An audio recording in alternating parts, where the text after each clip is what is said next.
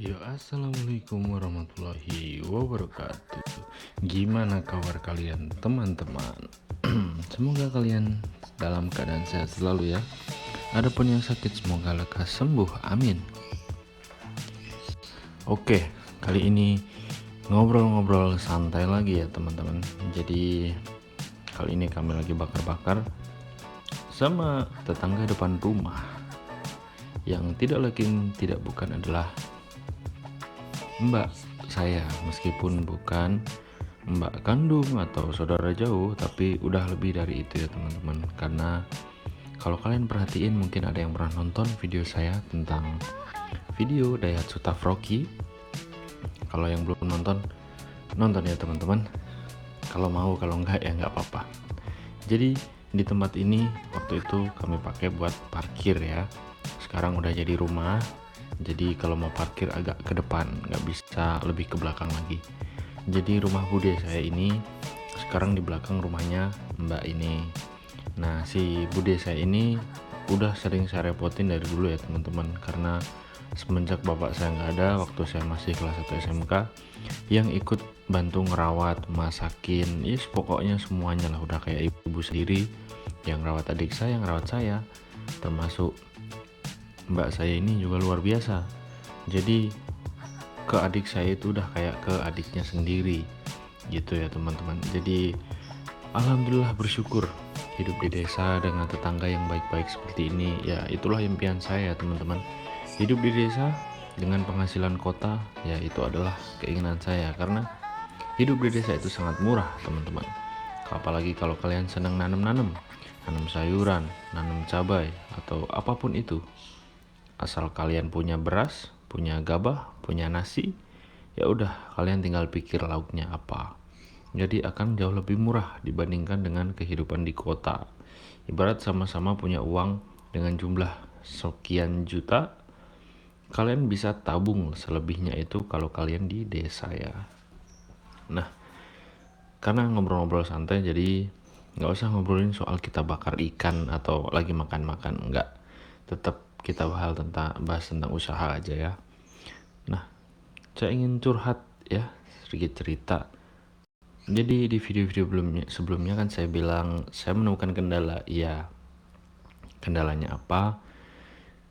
Jadi pas saya gabung di sebuah komunitas itu ada aturan bahwa tidak boleh menjual ke pasar tradisional ya teman-teman di sini. Ke end user saja, ke restoran, ke kebab dan sebagainya. Kenapa nggak boleh ke pasar? Karena pasar harganya cenderung swing ya teman-teman, nggak bisa stabil. Kalaupun mau jual di pasar ya harus harga yang ditentukan. Nah, karena harga yang ditentukan adalah 20.000, maka sangat sulit untuk ditetapkan 20.000 terus menerus. Sementara harga di pasar itu naik turun ya teman-teman.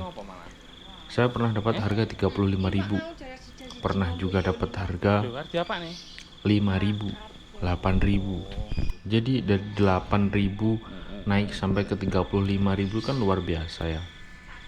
Nah, prinsip saya waktu itu, saya nggak pengen ngerugiin orang lain. Saya pengen berusaha dan berbaur dengan pengusaha lain di bidang ini. Cuma saya justru menemukan kendala. Kenapa menemukan kendala? Karena ada aturan sedemikian rupa, tapi ternyata prakteknya ya mereka nggak ngejual harga segitu ya teman-teman. Ibarat saya menawarkan ke suatu rumah makan gitu ya, 1 kilonya 20.000. Nah mereka menawarkan di bawah itu, yang bikin aturan sendiri yang melakukannya. Jadi waduh kok gini. Jadi akhirnya saya memutuskan untuk independen saja dalam hal ini. Ya saya masih tergabung di situ, cuma kan kalau orang-orang banyak menasihati saya seperti ini, modal kamu sendiri, uang kamu sendiri, yang untung dan rugi yang rasain kamu sendiri. Mereka hanya memberi aturan, tidak memberikan solusi. Kenapa? Jadi untuk usaha yang udah besar, tingkat kepercayaan ke mereka itu otomatis lebih tinggi ya teman-teman. Nah buat saya yang masih kecil seperti ini, kalau memang daripada diatur harga harus sedemikian rupa dan akhirnya mempersulit, lebih baik mereka saja yang menambah customer dan kebutuhan sayurnya kita yang cover ya teman-teman. Jadi kesepakatannya speknya seperti apa, harusnya seperti itu ya. Dan akan gagah sekali kalau kebutuhan kita, mereka yang angkut semua sayurnya dan kita tinggal tanam dengan spek yang mereka inginkan, itu adalah solusi. Tapi nggak hanya aturan. Akhirnya saya berpikir, saya tahu modal saya berapa dan saya jual di harga segitu pun saya tetap untung. Untung di sini bukan berarti untung yang banyak ya teman-teman, karena dalam hal ini misal saya jual harga 5.000 yang harusnya 20.000, hal yang lumrah teman-teman, karena bayangkan saja di pasar harganya 10.000 jual ke pelanggan, terus kita mau di harga 20.000, ya pembeli mana yang mau gitu ya. Dan di pasar pun mereka fair ya teman-teman, ibarat harga naik mereka jual 1 kilonya 60.000 atau 50.000 gitu, mereka juga beli dari kita naik gitu. Jadi selama kita tahu modal dan gak rugi, kalaupun cuma cukup balik modal kan bisa buat muter lagi. Sementara di waktu itu yang saya dengar dari teman-teman yang lain, mereka buang daripada dijual murah. Kalau saya sayang ya teman-teman, karena kita tanam susah-susah, kita rawat susah-susah, kita belum pakai hati tuh merawat tanaman terus dibuang gitu. Wah, sayang banget ya. Jadi keluar dari semua itu saya bukan kok sok-sokan gimana gitu ya. Saya cuma ya naluri bertahan hidup saya itu tumbuh gitu ya teman-teman. Sayang banget kalau makanan dibuang-buang, kalau sayur dibuang-buang. Lebih baik saya jual murah, yang penting operasional tetap jalan. Nanti kan ada momen ketika kebun kita produksi naik, harganya naik lagi, akan dapat gantinya ya teman-teman.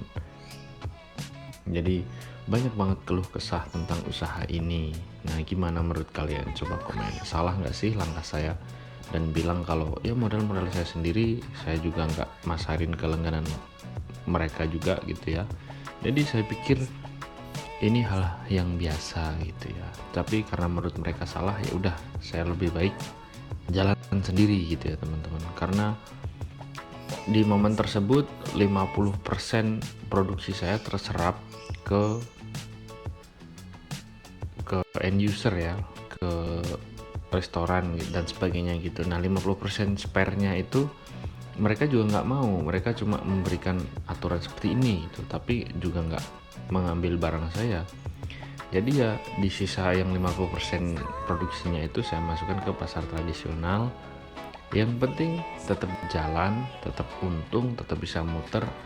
Jadi ya kayak gitulah solusi saya untuk menghadapi masalah saya sendiri ya teman-teman. Jadi kayak saya nggak menganggap ini masalah kalian. Kalau kalian maunya begitu ya silahkan. Saya pengen tetap jalan karena bagaimanapun juga usaha ini saya ingin kembangkan untuk memberi manfaat untuk orang-orang sekitar ya teman-teman. Jadi pendapat apapun mereka, karena nggak ada kontribusinya untuk saya dan usaha saya, hanya memberikan regulasi yang bahkan mereka sendiri melanggar, ya udah saya angkat tangan, ya udahlah enak sendiri gitu. Saya juga udah dinasehatin teman-teman dari banyak orang yang dari beda usaha, udahlah sendiri aja, nggak usah ikut-ikut kayak gitu, nanti kamu malah terkekang. Ya akhirnya saya putuskan untuk meskipun masih tergabung, ya saya pakai cara saya sendiri ya teman-teman. Menurut kalian salah nggak sih? Coba komen ya. Ya udah terlalu kepanjangan videonya ya, gambar isi video dan isi maksud dari videonya jadi nggak nyambung ya. Videonya makan-makan, isinya malah curhat ya teman-teman. Oke, terima kasih nonton, udah dengerin. Kita makan dulu teman-teman. Oke, jangan lupa makan. Buat yang belum makan, jaga kesehatan kalian dimanapun kalian berada ya. Sekali lagi terima kasih telah menonton. Semoga rezeki kalian lancar dimanapun kalian berada. Wassalamualaikum warahmatullahi wabarakatuh.